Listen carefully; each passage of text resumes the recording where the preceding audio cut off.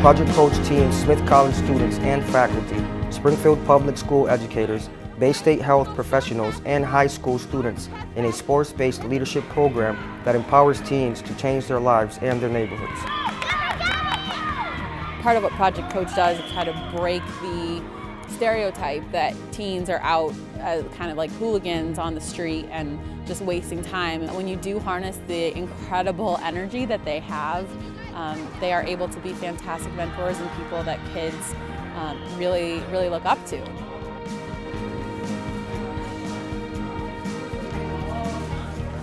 She understands me, guys, understands me. I can be myself. I can be the joking Leisha that I can be without her getting mad. It means the world to me. I think there's a natural affinity for younger children to model the behavior of older children in their community. And we have, I think, developed high school kids who serve as model mentors, that they're involved with productive things, they're working hard in school, they're trying to give back to their community. A community like the one that we work in now is a community that's very much in need, and Project Coach acknowledges that, and they do everything they can to help this community. And it's my community, so it affects myself and my family also.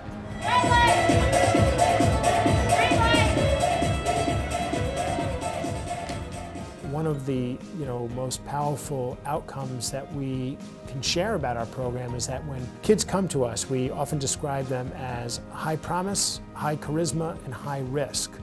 And they, on average, have a lower average GPA than the rest of their schools.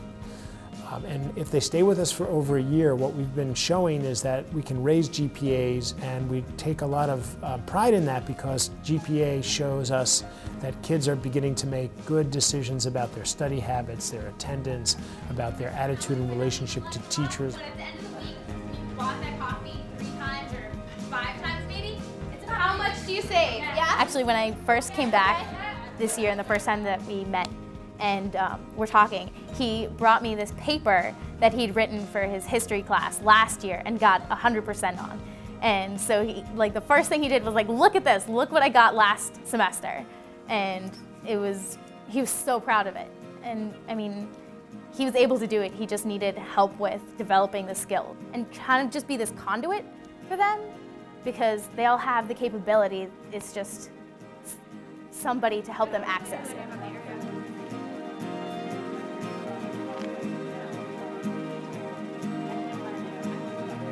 Another reason that you see kids shutting down in school is they're like, oh, well, I'm just not good at the subject.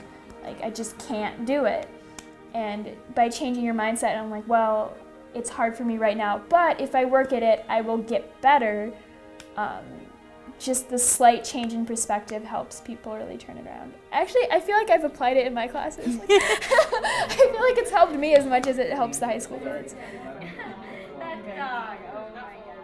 I guess when Leisha and I talk about working with teachers, I'm also thinking about how my students interact with me and how sometimes what they mean to say isn't exactly what they say. So when they say, yo miss, what's this grade? It's not proper. No, but they say that all the time. And maybe if I hadn't worked with Leisha, I would be like, are you kidding me? How why are you disrespecting me like that? Why are you calling me that? That's so disrespectful. But now I'm like, okay, can we try that again? Can you say that a little bit differently? Just because I'm technically the tutor doesn't mean I don't learn things from you.